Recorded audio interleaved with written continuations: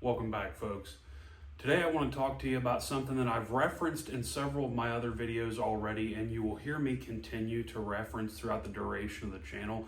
But today I wanted to give you one of the examples for it, and that is having your standard arm and then having a practice arm to go with it, your main gun and your practice gun, and not necessarily that like you have two Glock 19s and one is your carry gun and one is your practice gun. There's nothing wrong with that, and I've done that in the past. That's just not what we're talking about today.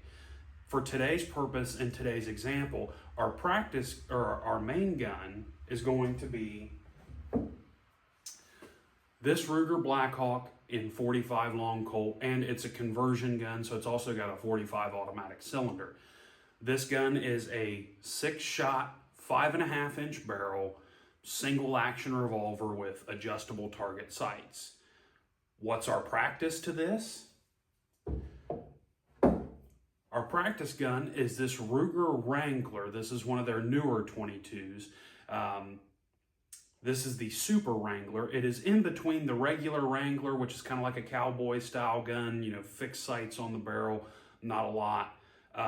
This is the Super Wrangler, so it's got a steel frame and it's got adjustable target sights. Now this one is also a 6-shot, 5.5-inch barrel, single action revolver, and it's also a convertible model. So this one converts between 22 Magnum and 22 long rifle. You'll note I have the long rifle cylinder in there, but I've also got the Magnum cylinder, and we'll kind of get up close for you guys.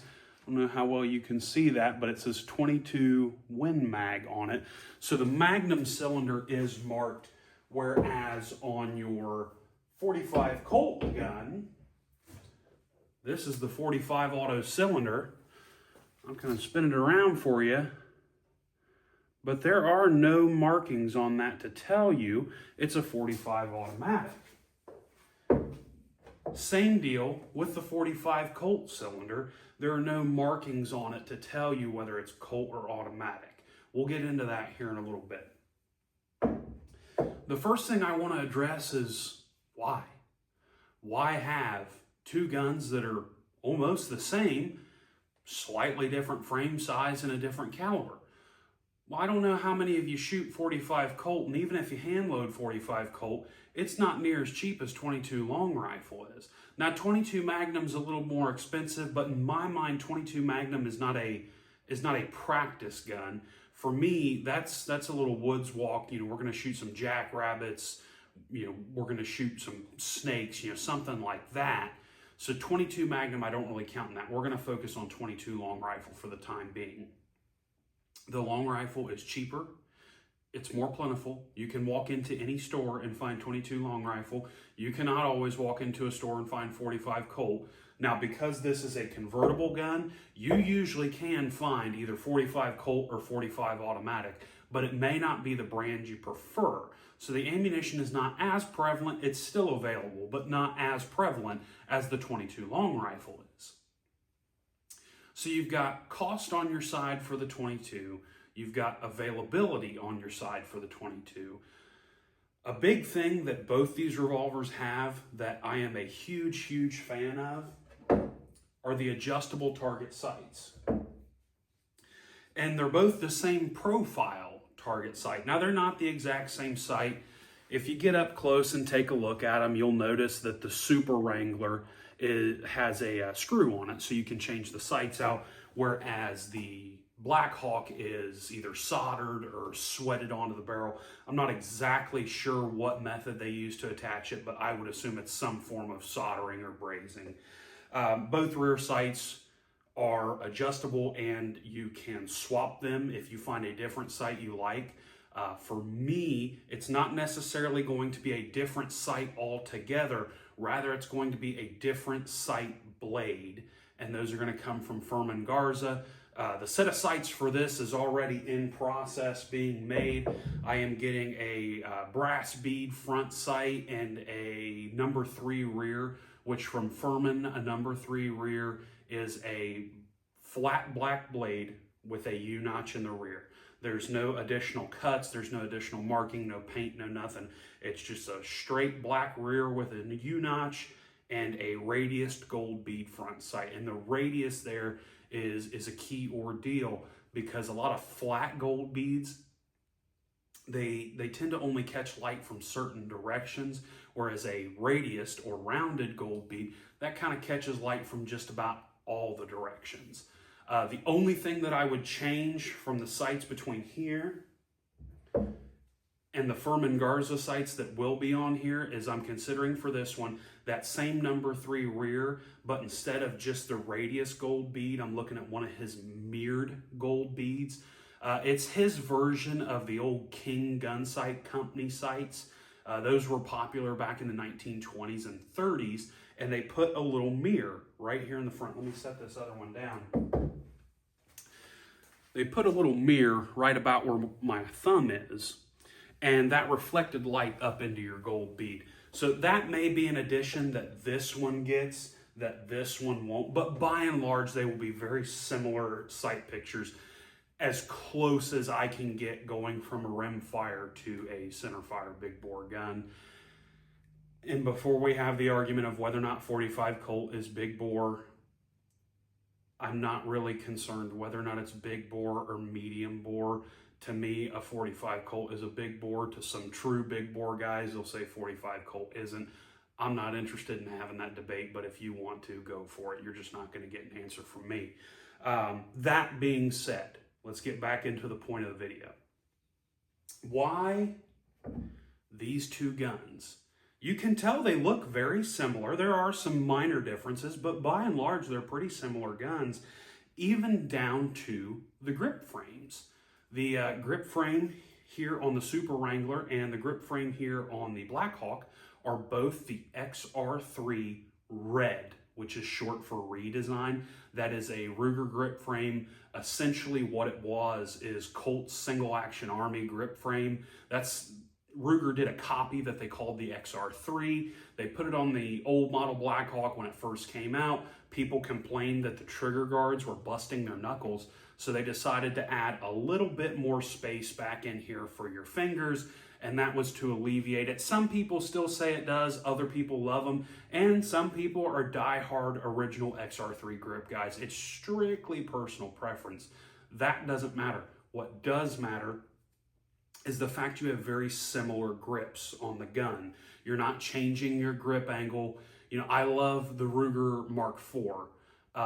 It's a fantastic handgun, but if I'm practicing with a Ruger Mark IV, but my main gun is a Glock 17 or maybe a Smith & Wesson M&P, those grip angles are a little different. Now, it doesn't mean that it's not effective. It's perfectly effective for those of you that shoot M&Ps, but you practice with a Ruger. I'm not saying you can't do that. What I'm saying is this is about as similar as you're gonna get. They both have similar loading and unloading techniques. The only difference between the Blackhawk and the Super Wrangler is on the Blackhawk, when you open it up, you'll notice those clicks in there and they index against the cylinder, so it can only rotate clockwise. When you hit that stop, it doesn't go counterclockwise. On the Super Wrangler, there are no clicks, and that is because it has a free spin pawl in it. Now, I'm going to be completely honest with y'all. I don't know if that is factory or if that is an add-on. I did buy this gun used. As best as I can tell, it's been shot very little and it hasn't been modified. I'm not sure if the free spin pawls come in these, but this gun's got one. This gun, of course, does not. Swapping out the cylinders is virtually the same process. It's just like this on most single action revolvers.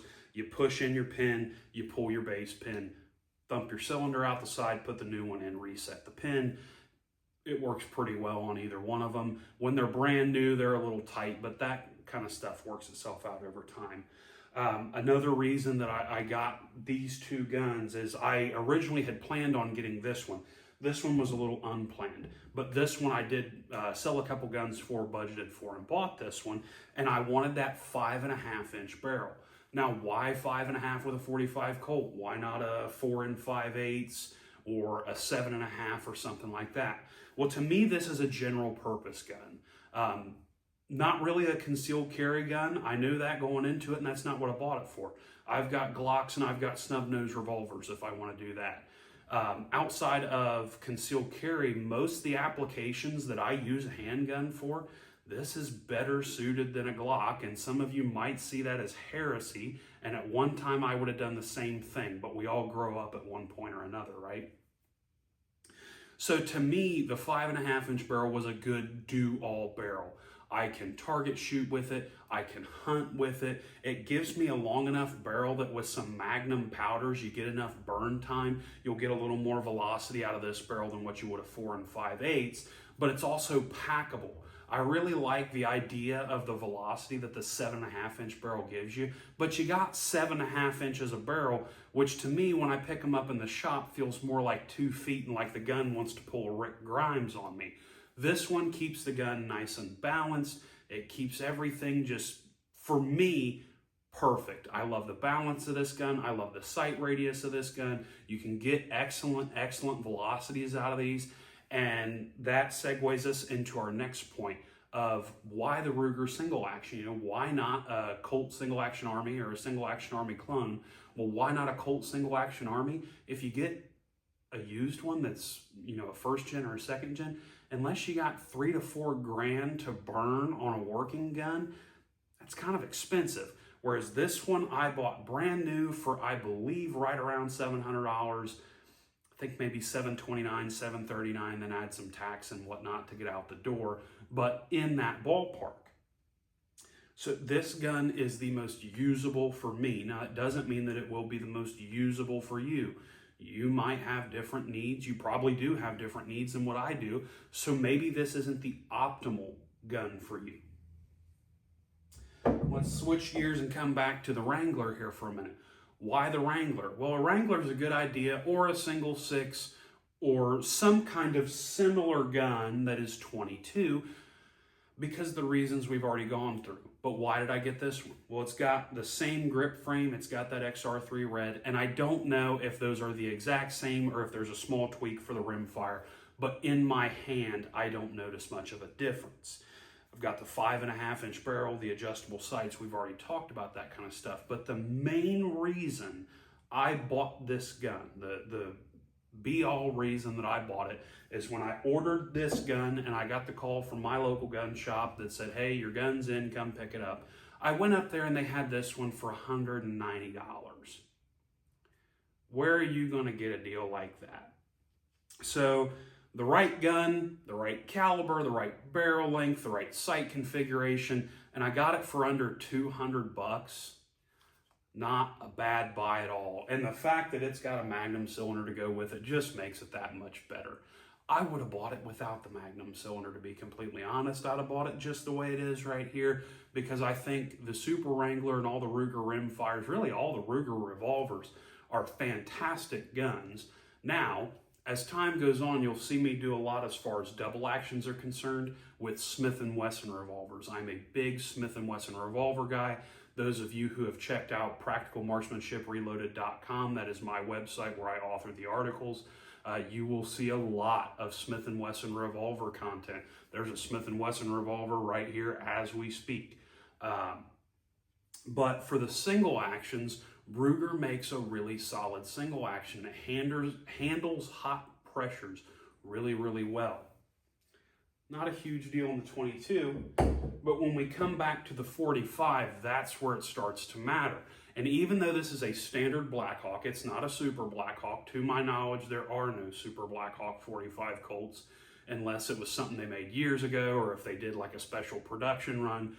To the best of my knowledge, all the 45 Colt Ruger Blackhawks are just that, Blackhawks, not Super Blackhawks. But these guns can handle what's called Tier 3 45 Colt hand loads. And for those of you that aren't familiar, there are 3 tiers of 45 Colt hand loads. And this can apply to factory loaded ammunition as well. All it's dealing in is pressures. Your Tier 1 are hand loads that are 14,000 PSI or less. Those are designed for the original single action armies and a lot of those replicas.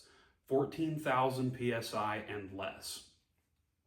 Tier 2 is either 23 or 24,000 PSI or less, and that's for some of the newer reproductions that have better heat treated parts and they can stand up to a little bit more. But the Ruger can handle a tier 3 load, which to the best of my knowledge is 30,000 PSI or less. Why is that important? Well, one of the hobbies that I'm taking up, one of the new adventures that I'm going on, is big game hunting. And my goal is each year to take one out-of-state big game trip. As much as I'd love for it to be an out-of-country big game trip, I don't have the pocketbook to back that up. Maybe someday that'll change, but for now it's just going to have to be out-of-state. This can handle big bore, defensive against dangerous animal loads. Now, some people look at a 45 Colt and say, 45 Colt's weak. No, the 45 Colt that you know is weak because a lot of them have been downloaded. And yes, the standard cowboy load 45 Colt, and I wouldn't carry that into any kind of woods unless all I was doing was small game hunting. And even at that, there's better loads to do it with. But if you look at something like the Buffalo Bore Dangerous Game 45 Colt load, that is a monometal 300 grain bullet moving at, I didn't look this up before, but I believe it's somewhere around 1,300 feet a second, 1,300-ish. Forgive me if I'm misquoting that. But that's a hot load, and being that it's a wide flat nose monometal bullet, I believe those bullets are from Lehigh Defense, but again, don't quote me on that. That's a very formidable load. Same deal with cast bullets. In my mind, there's kind of two most useful cast bullets. The 250 to 260 grain bullets, either the round flat nose or the Keith style semi-wad cutters, or the 300 to 310, maybe 320 grain cast bullets with either the wide flat nose or the Keith style bullet, depending on what mold you get, who made it, and how long ago it was made. Those are excellent loads. And if you're using a cast bullet, you got a little bit more room for powder. Those monometal bullets are kind of long for their weight, so you lose some powder room. But with a cast bullet, you get to keep some of that, which means that if I take the Hodgdon H110 or the Accurate number 11 FS powder that's just in this cabinet off to my right, I can push a 255 grain Keith semi-wad cutter with the Hodgdon powder around 1,400 to 1,450 feet a second, and with the Accurate number 11 FS, I can do that all the way up to about 1,550 feet a second and still be in safe pressures. That is the big reason for these Ruger revolvers, is they can handle an absolute beating, whether it be you're beating them against a truck, beating them against a tree, throwing them around in a bag, or if it's the actual ammunition beating up on the gun itself. The gun will take far more of that than you ever will. And you find me someone who's shot enough of that 30,000 PSI 45 Colt ammunition to tear one of these guns apart, I'll eat my words on that. But until then, I think the gun's got a little bit more strength than your hands and arms do. So what do we do now? Both of these are relatively newly acquired by me. I've wanted this one for a long time, just hadn't had the cash for it. I finally got things moved around. I was able to get this one. And this one, the gun that I sold to get this one, I had about $200 left over. So it felt like God was kind of pushing me towards this one, if you believe in that kind of thing. So what comes next for them? Well, obviously hand loading. You guys already know, if it's coming from this channel and I can load for it, I'm going to. I've got about 400 to 500 rounds of 45 Colt loaded up, various bullets, various powders, and there's still a few more to load. I haven't loaded any of the Hodgdon H110 or IMR 4227, and there have been several people that reported excellent results with both of those powders. For those interested, you can look up the late John Linebaugh's article on dispelling the myth. And in that article, he gives a lot of fantastic information on single action revolvers and hand loading for them. And then he actually gives a ton of load data in there that's great load data. Most of it is for 260 grain cast bullets and either 310 or 320. He kind of groups those in the same. And they've got H110, W296, which for those that are unaware, those are virtually the same powder. The load data is interchangeable. H110, W296, HS6, Unique, 2400, and W231. There may be one or two other powders that he mentions in there, but those are the big ones. And at the end, he gives you his recommendation as far as what to use. And spoiler alert, H110, HS6, and W231. Now, if you want to know how much and why, I'm going to refer you to his article. But each of those powders has a use, and he lists the bullet style and weight that he's using. But he's got set aside loads for each of those, and he says those are the only ones he felt the need to use. If they're good enough for John Linebaugh, they're probably good enough for me. I can't think of much I'd be doing that he hadn't already done. So we're going to see some hand loading. Of course, we're going to see some shooting when, first we were fighting the fact that there was a foot of snow on my range, and now we're fighting the fact that I cannot get my truck on the range without sinking up to the axles. So bear with me, folks. I know a lot of the content is down here at the reloading bench, and while I do plan to put out a lot of content from that, I don't plan on all the content you ever see being from here. I'd like you to see some field content too, so you don't think that all I do is just stand in a basement all day. So you'll see some shooting. I have been inspired by a great account on Instagram. If you all don't know, I'm on Instagram, Practical Marksmanship Reloaded, and there is another man on there by the name of Chauncey. His username on Instagram is Stateline Shootist. And he's done a lot of work with a lot of different single action revolvers, but one of the more prominent ones that he uses is a Ruger Blackhawk. Very similar to this one. His has a 4 5/8 inch barrel, mine has a 5.5, and his is chambered in 41 Remington Magnum. A lot of people don't even know about 41 Magnum. It's a great cartridge. It was designed to be in between the 357 and the 44 Magnum. Now that means in between, not in the middle. It is not in the middle. It is far closer to 44 Magnum than it ever is to 357. But it was designed to be as kind of that middle Magnum, and there's some debate on that. Don't think into it too deep. You look between 35 and 42. The 41 lies in between it. And why do I say 35 and 42?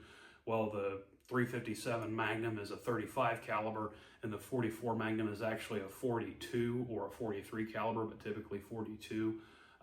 Why it's called the 44, I really don't know. Maybe some of you can look into that and get in the comments and tell us why.